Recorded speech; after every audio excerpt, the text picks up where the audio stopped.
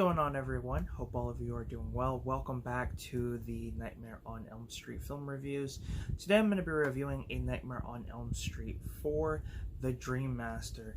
So this is kind of where we start to slowly see the comedic tone come into play and would go into play for the next couple of films. So some of the survivors of Dream Warriors would come into this film.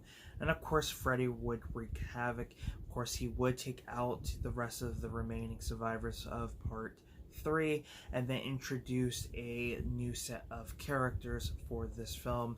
And of course, we have our final girl who is, capable of being able to take down Freddy.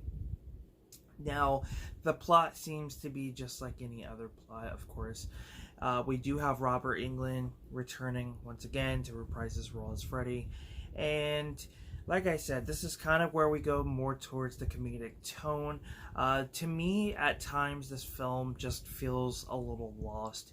The chemistry between everybody, I feel like, is not there. Certain characters, I feel like the chemistry works, but with others, it just seems like they're either trying too hard or just the acting is terrible. Now, I will say the effects are great. Just like any other Nightmare on Elm Street film, the production team who put the effort into, create some really great sets and great effects, I definitely have to give them credit here. Now, there are two scenes that really stand out, and this is the scenes that involve two of the victims that Freddy takes out. One of them is Freddy takes out the heir of one of his victims, and she becomes like this latex rubber suit, just skinless, or is just pretty much just all skin. Freddy sucks all the insides of her. This is one of the craziest scenes, but I gotta give credit to where credit's due. The idea and just the effects on it and just the production I thought was pretty decent for what it is.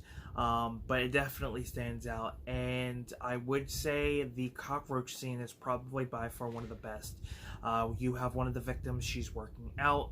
Next thing you know, her arms break near the elbows, and come to find out they are cockroach legs. And then there's a scene where you find out she is in a roach motel, and the roach motel has like this sticky glue that the roach is attached to, and they basically are killed. Well, in this, when she lands face first and tries to lift up, she's basically a cockroach. It is one of the scenes that will give you goosebumps. And if you're someone who is petrified of cockroaches, because I know someone who is, then this will give you goosebumps without a doubt. But like I said, these are the two scenes that really stand out. But it's one of those films I don't really care too much for. I get bored with this film. There's times where I feel like the story is a little all over the place. The final girl that they have in this just doesn't seem...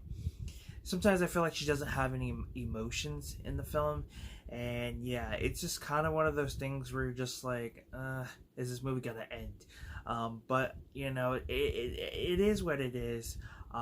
Some do like this movie, others not so much, and to me, it's definitely one of those ones I don't really care too much for. Yes, I will watch the film if I'm revisiting the franchise, but nonetheless, it's just one of those films that I can always avoid if need be. But yeah, I wish I could say more. It is one of those movies that everyone has seen, so you're not going to expect a whole lot. I definitely give credit where the production and everything's at, but that's pretty much it. Like I said, the chemistry is off. The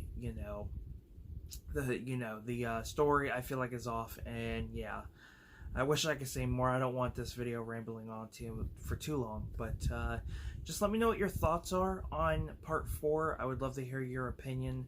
Like I said, it was one of the ones that would hit that more comedic route, which will lead into the next review.